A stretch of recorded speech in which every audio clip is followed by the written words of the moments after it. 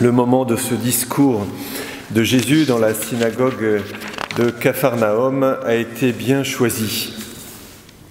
Les auditeurs de Jésus ne sont décidément pas prêts à l'entendre au sujet de son corps et de son sang qu'il donne comme une nourriture et une boisson. L'Évangile dit qu'ils se querellaient entre eux. On peut imaginer la dispute entre eux, entre ceux qui recevaient sa parole parce qu'ils avaient placé leur confiance en lui et ceux qui se scandalisaient du contenu de ce que Jésus disait. Jésus a dû attendre le bon moment pour livrer cet enseignement, attendre l'expérience de la multiplication des pains et attendre que la foule ait une réserve d'enthousiasme suffisante pour supporter ce discours jusqu'au bout.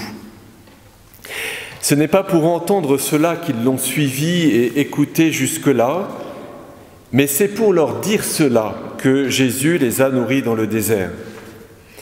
Ils avaient suivi Jésus avec leur faim et leurs angoisses, mais il s'agit à présent de comprendre ce que Jésus lui-même voulait leur dire.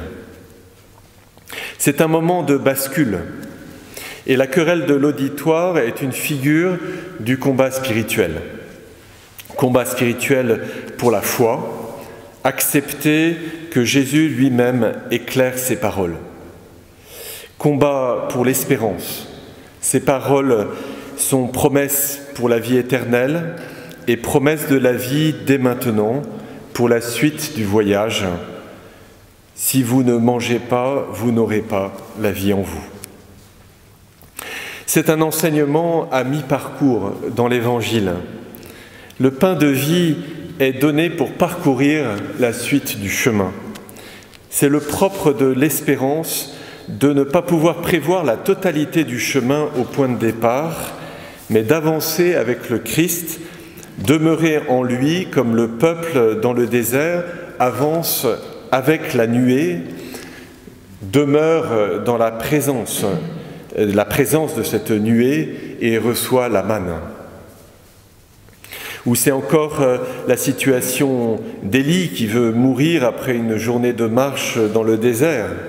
Élie qui est lucide sur la disproportion des forces en présence, et cela l'accable. S'il avait été moins lucide peut-être qu'il aurait marché un peu plus longtemps. Il est lucide, sauf qu'il n'a pas fait entrer Dieu dans son bilan des forces en présence pour l'issue finale. Et Élie n'a pas compté sur ce mystérieux pain pour la route que Dieu lui réserve, qui lui reste, pour cette route qu'il lui reste à parcourir dans l'immédiat.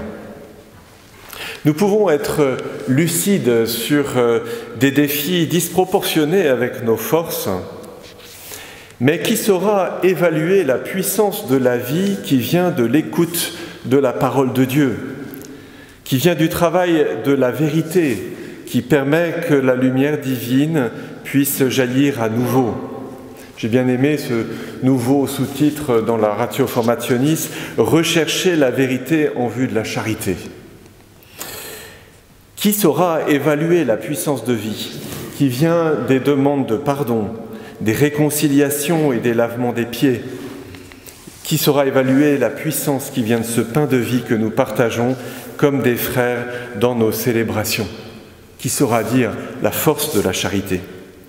Qui saura évaluer la puissance de vie qui vient de notre appartenance à l'Église du Christ, qui a part au même pain, et des rencontres que nous ménage la Providence?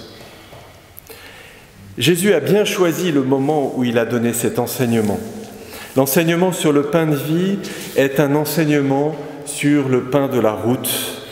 Il faut que la route ne puisse être parcourue qu'avec son secours pour que nous nous nourrissions vraiment de ce pain-là.